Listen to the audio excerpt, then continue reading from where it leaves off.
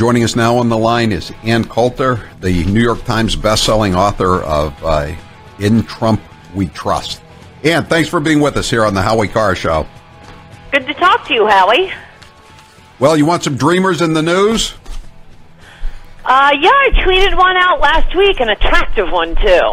Oh, is this the one in Rochester, New York? I'm holding her picture in my hand. Yes, I would say she's pretty guilty. An illegal alien shielded from deportation by the President Obama-created DACA program was arrested after allegedly threatening a school shooting in upstate New York. Like, we don't have enough homegrown school shooters, Ann. We have to bring them in from around the world. Oh, she's 21 years old, too. 21 years old in high school. I think I was graduating college when I was 21. Named Abigail. No, that's why you really have to keep going back to your president's statement about what wonderful, incredible people dreamers are.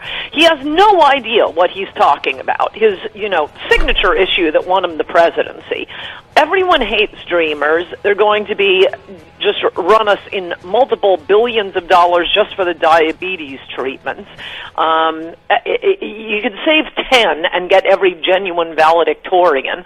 But yeah, that's what I wrote about in my column last week, and that is you take out the immigrant and second generation immigrant, like one of the Virginia. No, he was a full-blown immigrant, the Virginia Tech shooter, biggest mass shooting in U.S. history. We can't classify Las Vegas yet. One of the shooters at San Bernardino and the second-generation immigrant at Orlando Pulse nightclub. You take out all the foreign mass shooters, and the list, the way mass shootings are normally defined now, for fatalities, not a crime, not killing family members, and nearly half of them have been committed by immigrants or the children of immigrants. So what seems like a strange American phenomenon is really a Teddy Kennedy's 1965 immigration phenomenon. You take out all the immigrant shooters, and they're pretty much all young men with schizophrenia, which could be dealt with mental the requirement of mental health. How about we head in the 1970s de-institutionalization? How about a program of re-institutionalization? That might help out. I started writing about that after Loeffner, since it was so obvious that what we were dealing with there. And Fuller, so I had a series of columns on it.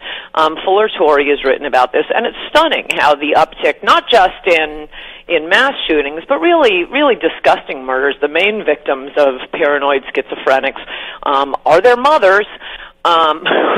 Who stand by them, oddly enough, and they're often living with them. Like Adam Lanza. Before he killed all the little kids, he killed his mother to get the guns. And far more disgusting ones. There was one guy who cut his white mother's head off, put it on the fireplace mantle, waited for one of her friends to come over, cut her head off. But having said, all of those scary things, this is a treatable disease, and what you need is, everybody knew about Loeffner. James Home was being treated by a Loeffner's the one, for people who don't remember, Loeffner's the one in Arizona who shot Gabby Giffords and the other people. And if you don't remember, his classmates, he'd periodically attend class, were writing emails saying, this guy's a school shooter, I'm terrified of him. One of his teachers called the principal and said, every time I turn my back to write on the blackboard, I turn around and expect him to be pointing a gun at me. I asked that you remove him from my classroom. He went in to get a tattoo. As he's walking out, the tattoo artists are all saying, everybody in the tattoo parlor, that guy's the next Columbine. James Holmes in Aurora, his psychiatrist, he was being treated. They knew he was sick. He was being treated. His psychiatrist, bravely refused to see him anymore. He was thrown out of school. Well, okay, he's scared because he scared her. So he's scary enough that you won't be in his presence, but you'll inflict him on the rest of the world. Adam Lanza, according to Joe Nocera in the New York Times, attempted to get to institutionalize, get mental health help for her son Adam Lanza, but because of the laws in California, or rather Connecticut, it began in California and all these states now, it's very, very, very difficult to have an involuntary commitment unless you commit yourself. And the point isn't to go back to the really disgusting one flew over the cuckoo's nest, dehumanizing institutionalizations. You need the threat of an institutionalization, generally by family members, in order to get the paranoid schizophrenics to take their drugs and generally make it through adolescence. You know, one of the things that sets off often the first violent episode that a paranoid schizophrenic will have, the first one will be devastating. It's not like they have crimes that you can use to prevent them from getting guns before the first time. And marijuana is a big part of setting it off in young males with paranoid schizophrenia. So, you know, the mass legalization of pot, that's a great idea, too. Yeah, I know. And it was voted by 60% of the people in Massachusetts and Maine. And it's running that way in every state. That puts it up to a referendum question. It's passed. Hey, Ann, did I catch you right? Did you say you, the author of In Trump We Trust, did you just call Donald Trump my president, meaning he's not your president? What's up with that? When I get annoyed with him, I do that, Howie. Okay. Well, listen, on his 400th day or 401st day, he gives a speech saying, "Oh yeah, I'm going to build the wall." This is getting a little old. He can build the wall if he wants to. For some reason, he doesn't want to. And this business with the Dreamers, as you say, you know, take a look at them. You could decide the Dreamer cases on Tinder and exclude 95% of them. Well, how about that? Listen, I just got a story here from the Boston Globe. The press release hasn't come out yet, so I don't know the immigration status of it because the Globe would never mention it. 4 members of MS-13 gang convicted in federal court. This is a story today, okay? You know, well, they're the usual people. They're MS-13. But listen to this. We get deep into the story. President Trump and Attorney General Jeff Sessions have cast MS-13 as a band of immigrants in the country illegally whose crimes justify building a wall on the country's southern border. But the proceedings in Boston have also revealed that MS-13's victims are largely immigrants themselves who live side by side with gang members. So let's keep them all here. I know. What other problems can we import from other countries? This is the not our problem file. Yeah. Send them all back. The sweeping indictment accused 19 MS-13 members of 6 murders. 3 of the victims were teenage boys. One victim was a young woman who was killed in front of her children by an errant bullet. And so, but why? So why do Donald Trump and Jeff Sessions say that we need a wall on the southern border, Ed? You know, these are just nice young men. You know, they only used machetes in several of the incidents. Most of the time, they just shot people. Actually, it is our southern neighbors who pioneered videotaping beheadings. I know the media, including the conservative media, want us to stop thinking about the danger right across the border so we can really concentrate on what needs to be done in Syria and Iran and 8,000 miles away that will never, ever, ever affect any of you, any of us.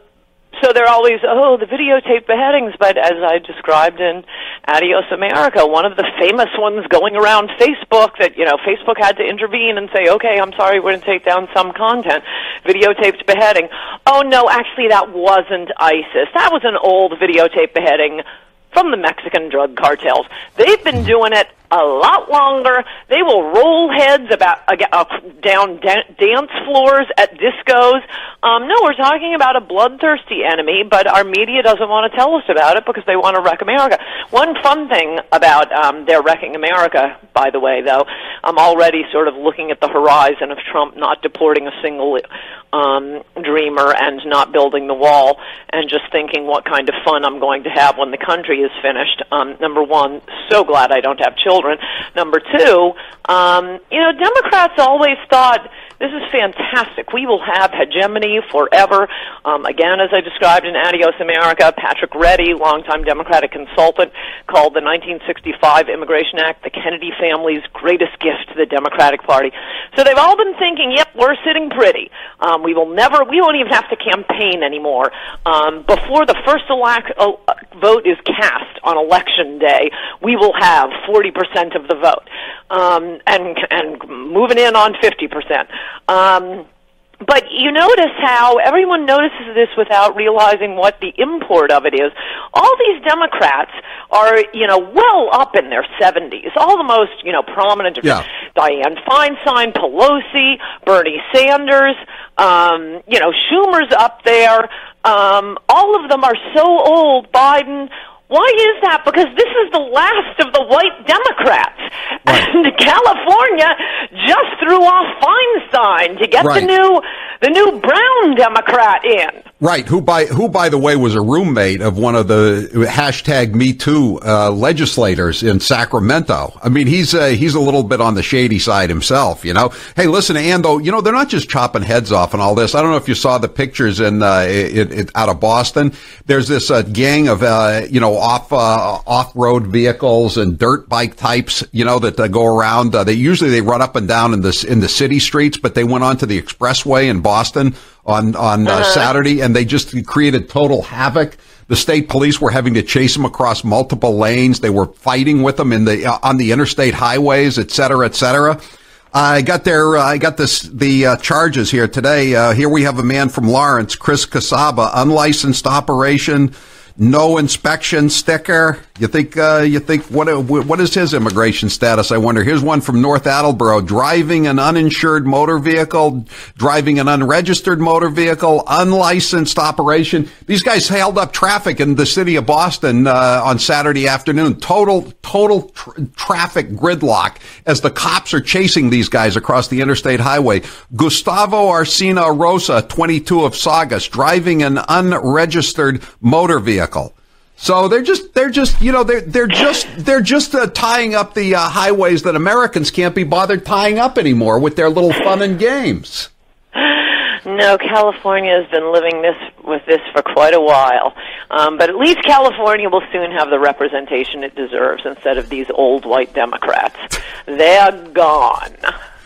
Wouldn't that be something if Dianne Feinstein with $40 million in the bank loses to this guy Kevin DeLeon?